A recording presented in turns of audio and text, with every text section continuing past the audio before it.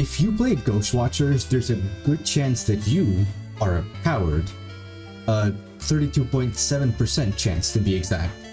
That's almost a third of the players of this game that sat inside the van without interacting with the ghost at all for 10 whole minutes. But what if you could play the game without interacting with the ghost at all? No getting spooked and dropping your items, no getting dragged, and no risk of dying whatsoever.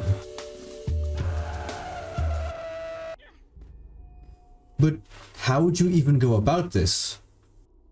Well, if you've played the game for a couple rounds, you've probably realized that the ghost can't actually get to you if you just stay outside. They can chase you out, but that requires them to be actually chasing you, which they won't do if you never set foot inside the locale. And that's exactly what I decided to do.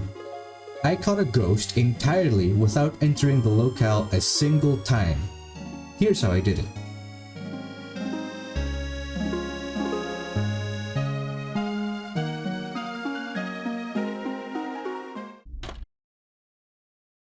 Weakening a ghost usually has anywhere between 4 to 7 steps, and most of the times these steps just require you to chuck items at the ghost and hope you chose the right ones so you don't end up dying. So the challenge is simple, right? Just chuck a few items at the ghost through the door and then catch it. Not exactly.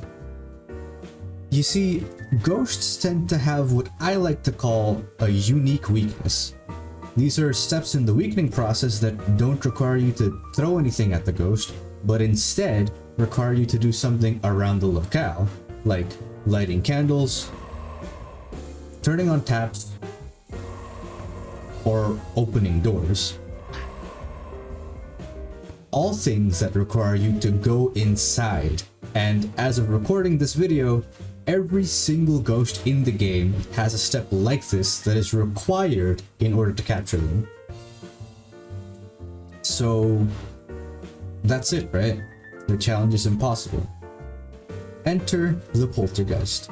The Poltergeist does require you to open every door on locale as a third step in the weakening process. However, objectives like this don't actually require you to do it all yourself. You could have a friend do it, or in the case of the Poltergeist specifically, the ghost can actually do it for you. See, every ghost has a couple unique behaviors, and in the case of the Poltergeist, it's turning on enough lights, turning on taps, throwing items, and opening doors.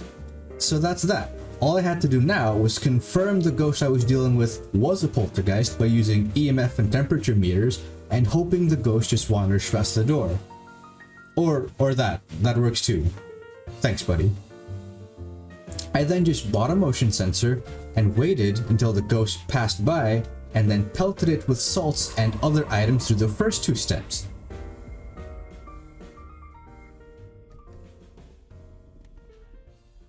After that was done, I just had to wait for the poltergeist to open the doors for me.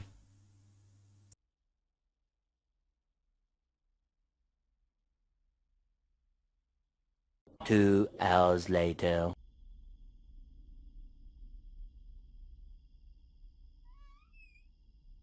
One eternity later. Yo, ever heard of Jerkmate?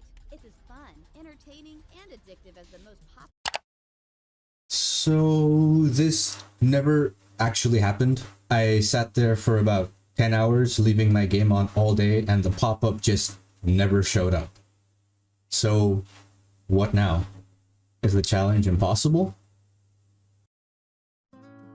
Well, yeah, it was, at least, until August 18th. You see, on the 18th of August, the devs released a new update for the game. They changed the maps up, added new sound effects, and some new ghost attacks, but most importantly for this challenge, they added a new ghost, the Puppet. The Puppet is fast, dangerous, and is extremely aggressive. But for the purposes of this challenge, it's actually our saving grace. For one, the Puppet is immune to crosses, Christ statues, and incense, meaning they never appear as a step in the weakening process. Secondly, the ghost has a rather unique third step for its weakening process, since it can be one of 4 things: light 3 candles, use the cursed mirror, turn on 5 lights, or bring a voodoo doll to the location. This last one is key, as this is definitely within our capabilities. All we have to do is stand in the doorstep and toss the doll inside and it counts. Which means that there is a 1 in 4 chance that if you get a puppet, you can catch it without ever being in danger. So that's what I set out to do. I confirmed the ghost I was dealing with was a puppet by getting red 3 on the EMF meter and negative temperatures, as the only other ghost with EMF red 3 is the demon, and the demon never has negative temperatures. I then bought a motion sensor to know when the puppet was near the door, so I could throw items at it for steps 1 and 2 of the weakening process. Then, I had to hope RNG was on my side, as there was still a 75% chance that this strategy just wouldn't work. Lucky for me, on my very first try, I got it, and the third step was a voodoo doll toss. After this, all I had to do was throw some more items at the puppet,